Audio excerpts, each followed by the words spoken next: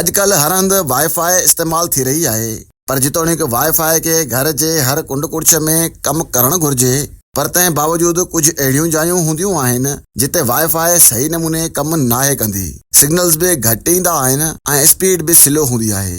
माण्हू सम्झंदा आहिनि त कमरनि जूं भितियूं या वॾा कंक्रीट जा ब्लॉक सिग्नल्स खे रोकींदा आहिनि। ईअं त थींदो आहे, पर रुगो भितियूं ई अव्हां जे सिग्नल्स खे मुतासिर नाहिनि कंदियूं। इन जा ॿिया बि केतिरा ई सबब आहिनि। सिग्नल्स में खोड़ शयूं रंडक विझंदियूं आहिनि ऐं जेकॾहिं अव्हां खे उन्हनि जी ख़बर हूंदी त अव्हां वाईफाई खे अहिड़ी जाइ ते लॻाईंदा जो उन जी रफ़्तार में घटिताई न ईंदी। लोही या धाती शयूं, लोही दर, लोही फर्नीचर, लोही दरियूं वाईफाई सिग्नल्स खे कमज़ोर या मुकमिल तौर ते ख़त्म भी करे सघनि थियूं। थुल्ही कंक्रीट जूं भितियूं जंहिंमें लोही शीखूं भी इस्तेमाल थींदियूं आहिनि, उहे सिग्नल खे कमज़ोर कंदियूं आहिनि। भितियुनि ते थुल्हा प्लास्टर सिग्नल कमज़ोर कंदा आहिनि।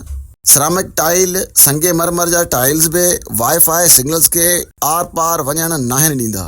शीशो, आईनो, दर ऐं दरियुनि जा शीशा खणी थुल्हा नाहिनि हूंदा, पर वाईफाई सिग्नल्स खे रोके सघंदा आहिनि। आईने पुठियां जेका चिमकी हूंदी आहे, उहा रेडियो सिग्नल्स खे रोकण जो सबब बणिजे थी। अव्हां खे हैरानी थींदी त अव्हां जे पाड़ेसिरियुनि जी वाईफाई जा सिग्नल्स भी अव्हां जे वाईफाई सिग्नल्स में खलल विझी सघनि था। असां जे वेझो जेको भी कनेक्शन हूंदो, इहो असां जे कनेक्शन खे मुतासिर कंदो।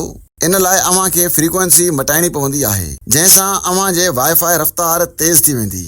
पाणी भी सिग्नल रोकींदो आहे। मिसाल तौर वॾी आबशार जहिड़ी भित, पाणीअ जी टैंकी, मच्छियूं रखण वारी टैंक या अहिड़ी ॿी का शइ, फ्रिज, डिशवॉशर, चुल्हा, ओवन, इलेक्ट्रॉनिक जूं ॿियूं शयूं, लोही कुर्सियूं, लोही बेड सिग्नल्स में रंडक विझी सघनि था। जेकॾहिं अव्हां सिग्नल्स खे बहितर रखणु चाहियो था त वाईफाई राउटर खे पंहिंजे घर या ऑफिस में अहिड़ी जाइ ते रखो जिते ॼाणायल शयूं घटि हुजनि ऐं अव्हां मसइले जे हल लाइ एंटीना भी हणी सघो था। फ्रीक्वेंसी जी तब्दीलीअ लाइ अव्हां खे पंहिंजे ऑपरेटर सां राब्तो करण जी ज़रूरत पवंदी।